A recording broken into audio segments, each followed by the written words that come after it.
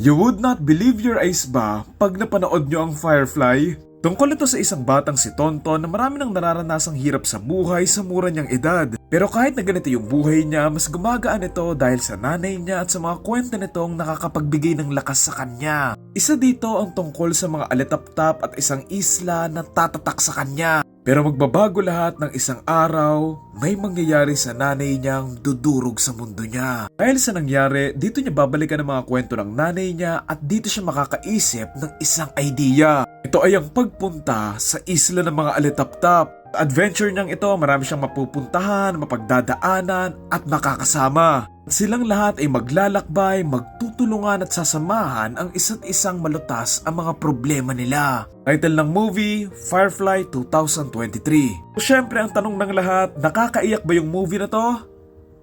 Medyo, in some way. I love the scoring and yung version nila dito ng Alapaap na nakatulong doon sa mga sequences na ang gaan sa puso panoorin yung mga adventures nila. Nagustuhan ko rin yung lighting nila dito na mostly natural lighting lang daw na nagpaganda doon sa mga scenes. Alala ko sa may movie na to yung mga movies like Forrest Gump, Baby's Day Out, Big Fish, and Life of Pi. Meron silang same feeling na heartwarming, magical, and dreamlike na ang gaan lang talaga sa pakiramdam panoorin. I love some of the details here like yung bumalik yung masamang nakaraan niya nung nawala yung nanay niya kasi nga siya yung lakas niya so wala na yung nanay niya.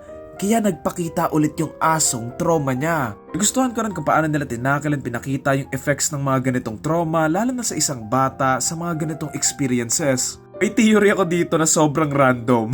Paano kung nung pagpukpok ni Tonton doon sa tatay niya, binawian ng buhay? Tapos nilibing nung nanay niya yung tatay niya somewhere and kaya sila nagpunta ng Maynila kasi sinekreto nga nung nanay niya yung nangyari nagtatago sila sa mga pulis. Tapos itong mga alitaptap, hindi talaga sila alitaptap kundi ayun yung galing sa mga ningas kung saan nila niluto yung tatay. Tapos ano yung aso? Yung aso, sa kanya nila pinakain yung tatay nila. Yung na joke lang yun, theory lang, theory. Ganda rin dito, mabilis lang yung takbo ng story. Maganda din yung visuals, lalo na yung nasa kagubatan and nasa probinsya sila. Nagustuhan ko rin yung chemistry nila Billy and Erica dito na sana mas na-build up and mas na-explore pa. In terms of acting, may mga ilan namang nakuha naman yung tamang acting pero may mga iilan na nakulangan lang ako lalo na sa mga facial expressions and body language nila. I like din na kine-question nila sa may simula kung saan daw galing yung story pero sana mas mapapaganda pa to eh. I wish that they've included more scenes in the opening kasi para mas ma-establish lang kung bakit hindi talaga sila makapaniwala. Simple lang naman yung story niya and walang masyadong kakaiba so bakit takang-taka sila? Walang sana as audience, mapapaisip din tayo kung saan nga ba talaga galing yung story na may kakapitan yung doubt natin and along the way, madidiscover natin kung bakit.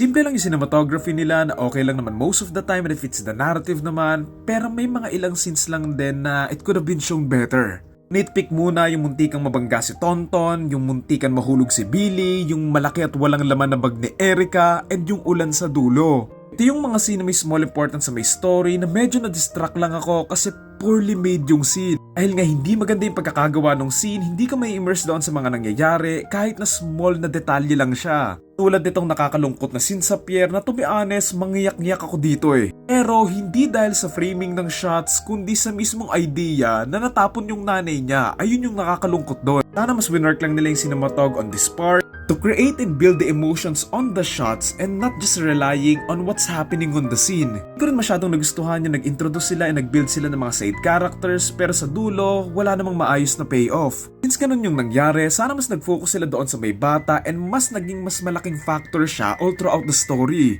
Pwede sanang ginawa nila yung mga conflict and issues ng bawat isa ay masasolve ang relationship nila with Tonton or actual moments with each other na magbe-blend sa issues nila. Para in the end, meron silang pandikit or mas tighter yung story kung bakit nila piniling magsama-sama sa isang adventure na to na hindi lang dahil sa naawa sila or dahil mababait lang sila. I really wish na sana yung pagpapakita at pagsunod nila doon sa may map ay mas nag-focus kay Tonton na siya yung nakakahanap ng mga bundok and everything kaysa yung mga tao sa paligid niya yung magpapatakbo ng plot na yon. Sana rin inayos nila yung sequencing kung paano nila pinakita back and forth yung sa adult na Tonton sa batang Tonton kasi minsan nagiging distracting lang na binaback and forth nila tapos saglitan lang din naman. Sana pag pinapakita nila yung adult na Tonton merong nangyayari doon na iba pero konektado pa rin doon sa mismong kinukwento niyang story. Sa ending twist naman, sana mas maayos yung pagkaka-build up nito papunta doon sa may dulo, and sana nag-iwan sila ng mga breadcrumbs or clues kung saan papunta, kasi medyo naging out of nowhere lang na even though meron naman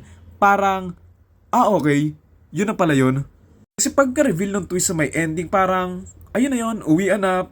So yun yung nagpa-weak ng ending for me. Hindi na kasi bago sa mga movies yung may mga magulang na binawian ng buhay, may mga anak na may trauma, kid adventure story, pero ang pinaka-strength nitong movie na to ay yung alitap-tap story doon sa adventure na gagawin nila na nagawa naman nila siguro in some way. Ayun, wholesome naman yung film and maganda naman in some sort. Meron naman tong great message but could have been better. So Firefly, ang torta rating ko ay 6.5 or 7 out of 10.